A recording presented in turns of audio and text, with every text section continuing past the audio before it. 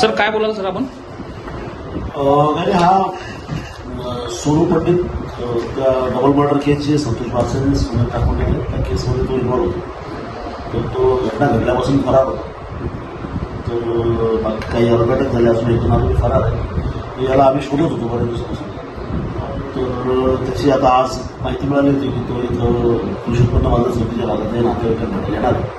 त्यांचे पैसे सगळे थोडेसे अडचणी निर्माण झाले तर नातेवाईकांची व्यवस्था करण्यासाठी मला अशी माहिती मिळाल्यावर मग आम्ही आमचा स्टाफ पाठवला आणि रात्री 11 वाजता सुमारास तो बरोबर आला. त्याला ताब्यात घेतलं त्याला.